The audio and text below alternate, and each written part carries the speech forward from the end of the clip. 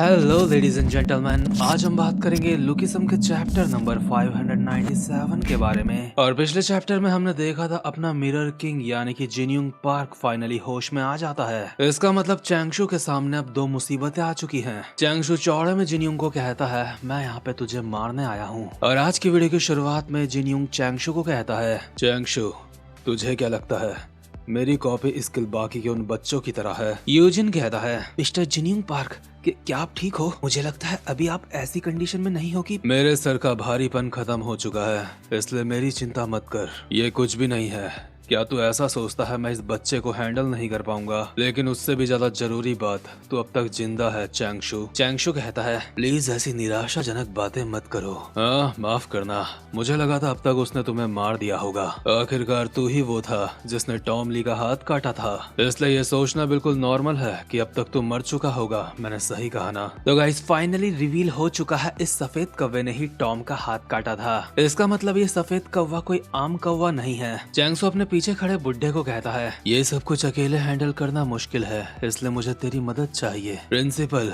हम दोनों साथ में मिलके कोई ना कोई रास्ता जरूर निकाल लेंगे। माफ करना, लेकिन मिरर किंग से लड़ना हमारी डील का हिस्सा नहीं था। मेरे स्टूडेंट्स और मैं अब वापस जा रहे हैं। मुझे सच में तो बिल्कुल भी पसंद नहीं, लेकिन चिंता मत कर, मैं यूजिन का काम करने के बाद ही यहाँ से जाऊंगा। इतने में ही डैनियल के हाथ में जो सरिया घुपी होती है उन्हें वो अपने मुंह से निकालते हुए कहता है, मैं तुम्हें ऐसा नहीं करने दूंगा।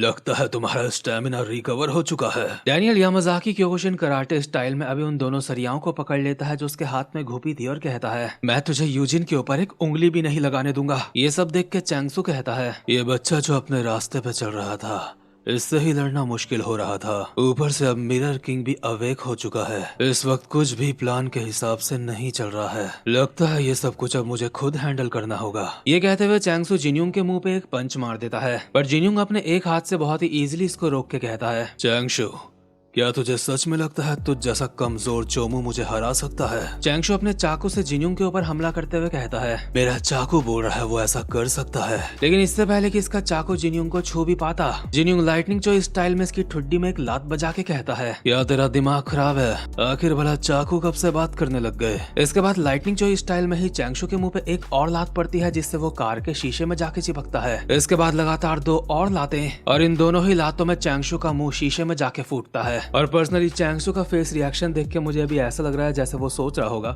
साला किस्मत ही खराब है। खैर इसको शीशे में चिपकाने के बाद जिनयूंग इसके एक मुक्का मारते हुए कहता है, क्या तू सीरियसली मुझे उस एक हाथ वाले भिखारी से कंपेयर कर रहा है? अगर ये बात है तो एग्जैक्टली यही वजह होने वाली है तेरे मरने की। पर इतने में ही चैंगशू जुबा केसरी बोल देता है, यानी कि कांच के छोटे छोटे पीस अपने खून के साथ जिनयूंग के मुंह पे मार देता है। मतलब साले का मुंह जब कांच में फोड़ा जा रहा था तो ये मुंह में कांच दबा रहा था। जिनयूंग के डिस्ट्रैक्ट होते ही चैंगशू इस्तेमाल करता है स्ट्रेंथ, इंड्योरेंस और टेक्निक मास्टरी का, जिससे वो बनाता है सेवरिंग डेड एंड नाम की टेक्निक, और अचानक से जिनयूंग के पीछे आके अपना चाकू उसकी गर्दन में लगा देता है। लेकिन दूसरी तरफ डैनियल वर्कर्स के बंदों को उड़ा उड़ा के मार रहा होता है। पर इतने में ही प्रिंसिपल बिग गन डैनियल के ऊपर एक पंच मारता है, जिसे डैनियल दोनों सरिया से ब्लॉक कर देता है। और बुढ़ा कहता है, मैंने तेरी स्किल्स के बारे में बातें सुनी है, मैंने सुना है तूने वर्कर्स के कुछ हाइडआउट्स को तबाह करके रख दिया था, इसलिए मैं सोच ही रहा था तुझसे मिलने की, लेकिन मैंने सोचा नहीं था हमारी मुलाकात ऐसे होगी। ऐसा रहेगा अगर तू हमारे स्कूल में पढ़ने आ जाए, हम वहाँ तुझे सिखाएंगे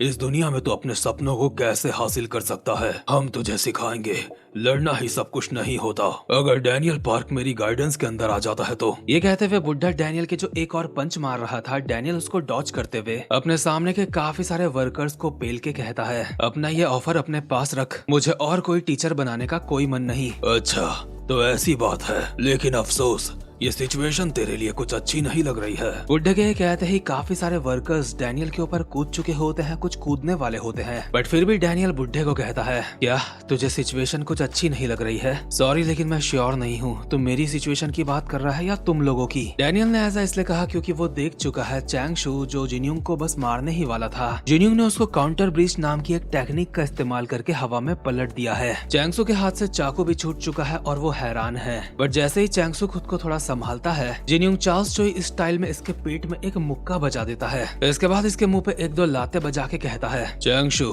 तुझे नहीं लगता शुरुआत से इस फाइट का अंत क्या होगा ये तय है। मुझे तेरी मदद करने दे ताकि तू थोड़ा आराम कर सके। तुम लोग खुद को हमसे बेहतर समझते हो। ऐसा इसलिए नहीं है कि तुम लोग बहुत ज्यादा डरावने हो या फिर हमें तुमसे किसी भी तरीके से डर लगता है। बस बात इतनी सी है, हम लोग लड़ के थक चुके हैं। जिन्यूंग चार्ल्स चोई इस स्टाइल में ही चैंगसू के एक और फटका मारने वाला होता है, लेकिन चैंगशू एक गरीब की गुद्दी पकड़ के उसको आगे कर देता है और जिन्यूंग की लात पड़ती है बेचारे के मुंह पे। चैंगशू जिन्यूंग के ऊपर चाकू घुमाते हुए कहता है, तुम सही बोल रहे हो।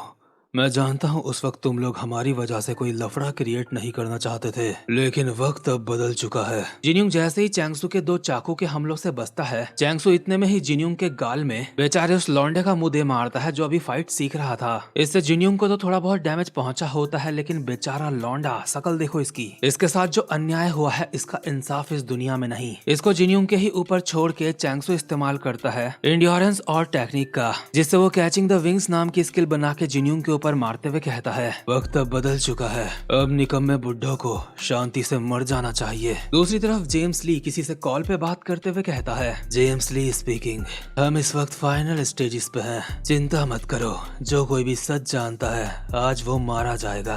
और ये बात जेम्स जिसको बोल रहा है उसका फेस हमें नहीं दिखाया जाता, बट ये जो कोई भी है बहुत ज्यादा मिस्टीरियस है। जेम्स अपनी बात कंटिन्यू करता है, हाँ सही समझे, व्हाइट क्रो सब कुछ देख लेगा, और इससे मेरा मतलब पार्क जिन्यूंग से भी है, मेरा मतलब मेरा पुराना जियोला का दोस्त। तुम रिलैक्स करो क्योंकि चैंगशू इस दिन का काफी लंबे समय से इंतजार कर रहा था। बट इसके बाद हम प्रेजेंट मोमेंट में आते हैं, जहाँ पे जिन्यूंग टॉम को कॉपी करके चैंगशू के ऊपर काफी सारे कट्स मार देता है। इसके बावजूद चैंगशू अपनी कोहनी से एक चाकू निकाल के जिन्यूंग के गले पे मारने वाला होता है पीछे से, बट जिन्यूंग दोबारा से टॉम के स्टाइल में इसको फाड़ के रख देता है। अपनी फटी हुई हालत में चैंगशू कहता है, तू उस हरामजादे की टेक्निक का इस्तेमाल कर रहा है जिससे मैं सबसे ज्यादा नफरत करता हूँ। लेकिन जिन्यूंग इसके बाद टॉम की यूनिक स्किल ही कॉपी कर लेता है जिसका नाम है मनी डीमन माइजर, और चैंगशू को कहता है, तुझे पता है मेरी कॉपी स्किल उन बच्चों से अलग क्यों है? क्योंकि मैंने उन चारों चीजों को मास्टर कर लिया है, और ऊपर से मैं अपने दुश्मन की यूनिक स्किल को भी रेप्लिकेट कर सकता हूँ। मैं तुझसे कोई टॉम ली का बदला नहीं ले रहा हूँ, लेकिन क्योंकि उसको मौका नहीं मिला ये करने का,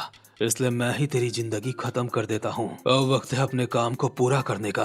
जिन्यूंग बहुत ही स्पीड में मनी डीमन माइजर के साथ इसके ऊपर हमला करता है, जो कि चैंगशू का गला बस फाड़ने ही वाला है। दूसरी तरफ जेम्स ली किसी से कॉल पे कहता है, कौवे बहुत ज्यादा समझदार जीव होते हैं, वो इतने समझदार होते हैं कि खिलौनों से आसानी से खेल सके। दूसरे परिंदों के कंपैरिजन में उनकी दिमागी क्षमता अलग ही लेवल की होती है, वो समझदार और चालाक नेचर के होते हैं, इसलिए कहने वाली बात नहीं, उनके शिकार करने का और खाने का तरीका बहुत दर्दनाक होता है। सही कहा, इसीलिए चैंगशू को व्हाइट क्रो कहा जाता है। इसके बाद हम प्रेजेंट मोमेंट में देखते हैं जिन्यूंग की उंगलियां चैंगशू की गर्दन में घुस चुकी होती हैं और ज्यादा घुसने वाली होती हैं, बट चैंगशू जिन्यूंग की उंगलियों को हल्का सा आगे से काट देता है और खुद साइड होकर जिन्यूंग के हमले को आगे भेज देता है। जिन्यूंग को समझ नहीं आता टॉम ली की यूनिक स्किल जिसको उसने परफेक्टली कॉपी करा था, आखिर चैंगशू उसको पढ़ने में कामयाब कैसे हुआ। बट चैंगशू इसके बाद हवा में जंप करके कहता है, मैं ही वो हूँ जिसने उसका हाथ काटा था, तो भला मुझे उससे डर क्यों लगेगा? मैंने टॉम ली को पढ़ने में काफी वक्त बिताया है, मुझे ये करना पड़ा क्योंकि अगर मैं ऐसा ना करता और बस उसका इंतजार करता तो अब तक वो मुझे जान से मार देता। मैंने ये काउंटर स्पेशली टॉम ली के लिए ही बनाया है। चैंगशू ने भी हवा में जंप करके एंड्योरेंस, स्ट्रेंथ, टेक्निक और स्पीड इन चारों का इस्तेमाल करा होता है, जिससे जिन्यूंग भी हैरान होता है आखिर इसके पास ये चारों कैसे। लेकिन चैंगशू इतने में ही ऊपर से जिन्यूंग की गर्दन में चाकू मार के कहता है, मिरर किंग, इस बात का ज्यादा अफसोस मत करियो क्योंकि मैं तो बस इंतजार ही कर रहा था कि तू कब टॉम ली को कॉपी करेगा। मतलब तुम समझ रहे हो, चैंगशू ने टॉम के यूनिक स्किल का काउंटर तैयार करके रखा था और उसी से उसने जिन्यूंग की गर्दन में चाकू मार दिया। बट इसी के साथ ये चैप्टर यहीं पे खत्म होता है और ये चैप्टर मुझे सच में काफी बढ़िया लगा। और वीडियो खत्म होने के बाद जो भी करते हैं आप लोग सब कर देना, बिकॉज आपके लाइक्स और कमेंट्स से मुझे मोटिवेशन मिलती है इसी तरीके से वीडियोस बनाने की। बाकी अब मैं मिलता हूँ आपसे अपनी नेक्स्ट वीडियो में, तब तक के लिए मजे करो।